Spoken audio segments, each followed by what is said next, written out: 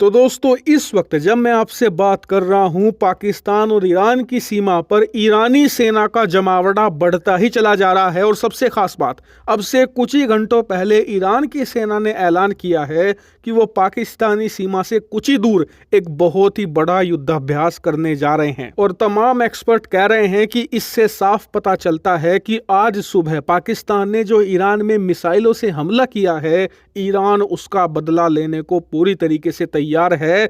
उधर पाकिस्तान की सेना भी तैयारियों में जुटी हुई है, क्योंकि उन्हें भी लग रहा है कि ईरान की तरफ से कोई ना कोई पोटेंशियल रिस्पॉन्स आएगा ही। और ऐसा इसलिए भी माना जा रहा है क्योंकि आज सुबह जो ये हमला हुआ है ईरान के अंदर, इसमें सुबह तक खबर थी कि ईरान के 6 लोग मारे गए हैं, लेकिन अब खबर आई है कि डेथ टोल बढ़कर 9 तक चला गया है, जिसमें कम से कम 3 ईरानी सेना के जवान भी मौजूद थे। और इसी वजह से अब ईरान की जनता भी अपनी सरकार पर प्रेशर डाल रही है कि अपने सैनिकों की मौत का बदला लो। यही कारण है कि ईरान पाकिस्तान की सीमा पर सैनिकों की संख्या बढ़ा रहा है, क्योंकि उन्हें पता है कि अगर वो रिस्पॉन्स में कोई भी कार्रवाई करेंगे पाकिस्तान पर, तो इससे युद्ध शुरू होने की पूरी संभावना है। और इसीलिए ईरान पहले से ही तैयारियों में जुटा हुआ है। यानी कि एक लाइन में सिचुएशन को समअप किया जाए तो ये कह सकते हैं कि पाकिस्तान ईरान की सीमा पर टेंशन अपने ऑल टाइम हाई पर चली गई है और यहीं पर भारत की एंट्री होती है। दरअसल आप में से भी कई लोग और सोशल मीडिया पर भी ये कहा जा रहा है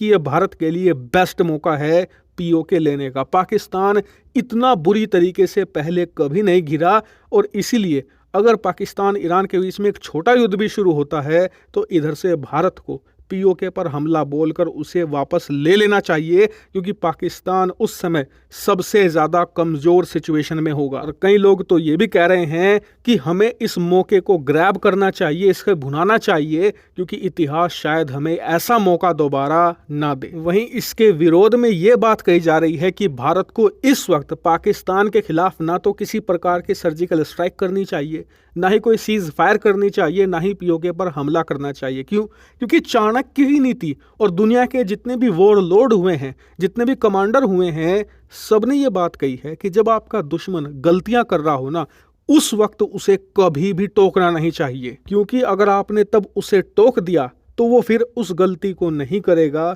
और पीछे हट जाएगा और फिर आपके खिलाफ मजबूत होगा। मैं आपको थोड़ा एग्जाम्पल से बताता हूँ।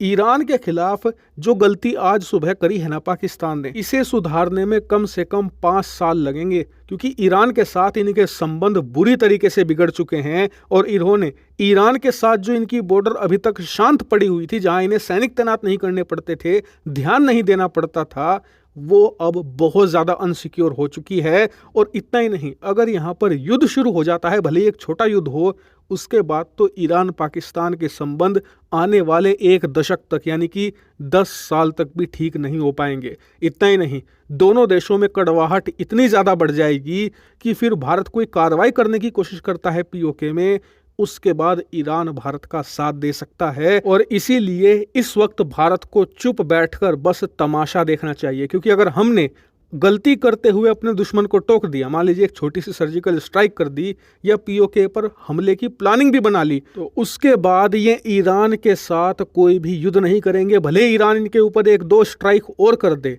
5-7 मिसाइलें और दाग दे, ये उस हमले को झेल ले जाएंगे चुपचाप और ईरान के साथ अपनी बॉर्डर को दोबारा फिर से शांत कर देंगे। तब भारत के हाथ से जो लॉन्ग टर्म प्लानिंग है वो छूट जाएगी। इसीलिए भारत को इस वक्त शॉर्ट टर्म का फायदा नहीं देखना चाहिए, लॉन्ग टर्म का गेन देखना चाहिए। हालांकि मैंने आपको दोनों सिचुएशन बताई है, आपका इस पर क्या मत है कमेंट करके बताइएगा। Thank you very much for watching video.